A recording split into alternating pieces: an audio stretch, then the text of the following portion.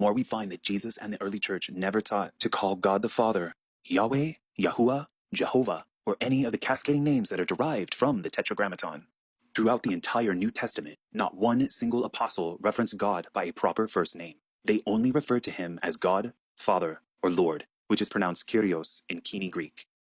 Throughout the entire New Testament, Jesus only referred to God as Father, and once specifically used the word Abba, which means Father in Aramaic, in Mark 14:36. When Jesus taught his apostles how to pray in Matthew 6:9, he told them to address God as our Father. He never once told them to call upon or pray to a deity named Yahweh or Yahuwah or Jehovah. As Christians, the New Testament manuscripts are not only wholly inspired and God-breathed words of the Almighty Triune God, but they are the number one primary source of reference we have for Jesus and his teachings. If within these primary source documents they never once use the Tetragrammaton or even acknowledge the existence of a four-letter magic code name for God, then why on earth would Christians think it would be a good idea to do what Jesus never taught?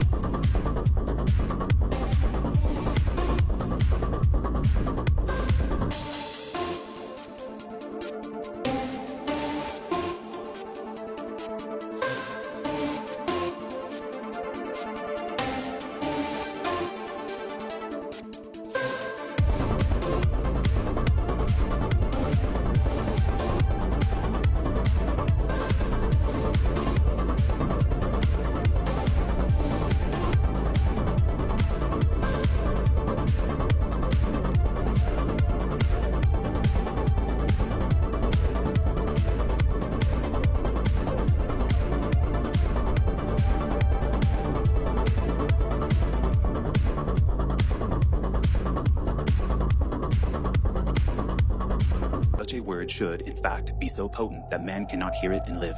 Such a word was indeed the lost Tetragrammaton. It is said that at the utterance of this name, the universe crashes into dissolution. Let the magician earnestly seek this lost word, for its pronunciation is synonymous with the accomplishment of the great work. Aleister Crowley.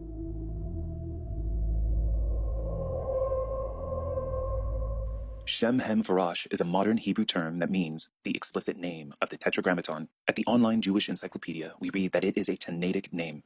The term Tannaitic refers to anything related to the Tannaim, who were Talmudic Jewish teachers of the oral traditions during the first 2 centuries AD. Just to give a timeline reference of when the concept of an explicit name of the magic Tetragrammaton was taught was about 400 to 500 years after the oldest translation of the Hebrew Bible was written, the Septuagint, in 285 BC. Which also means that the Tetragrammaton wasn't taught until up to 200 years after Christ. Upon further reading in the Jewish encyclopedia, we read that the Tetragrammaton was not used in the Septuagint, but rather the title Lord was used for God the Father, just as Jesus and his disciples taught in the New Testament. The concept of a magic code name for God called the Tetragrammaton, where we derive all of those Jewish modern Hebrew names from, originates from the Kabbalah, the Babylonian mystery religion that the Jews adopted while they were exiled into Babylon, learning all the sorcery and magic passed down through their oral tradition. Judaism teaches that God has 72 different names hidden within the 4 letters of the Tetragrammaton, and that each of the 72 different names contain different properties of God that are hackable once pronounced properly.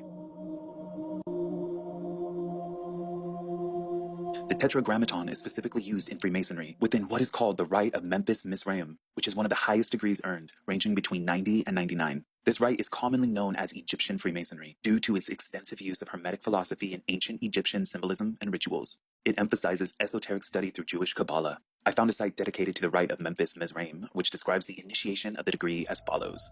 Initiation must provide a transmutation within the individual, making them realize their inner divinity.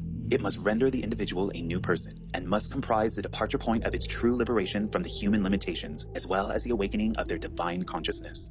Well, this sounds exactly like Aleister Crowley, doesn't it? Just by uttering the Tetragrammaton, the explicit name of the Jewish Kabbalah, man can become divine, the apotheosis of man, enlightenment through gnosis. No Jesus required, just chant the right Hebrew words, and you too can become a god by hacking his magic 4-letter code name with Jewish Kabbalah magic. In both the Scottish and York Rite, you discover that Masons are on a journey seeking to find the lost name of God. Part of their religion, they say, is that the sacred name of God has been lost. And they tell this whole story of the building of Solomon's temple and the architect Hiram Abiff, who, in building the temple, lost the sacred name of God. And so they say that Masons are on this search to recover the lost name of God. And finally, when you get to the Royal Arch degree, the Mason is finally told what the secret name of God is, that only Masons can know. And they pride themselves that they alone are the custodians of the secret name of God. And that name can only be whispered among Masons by 3 Masons, each saying a syllable. The name is Jobulon.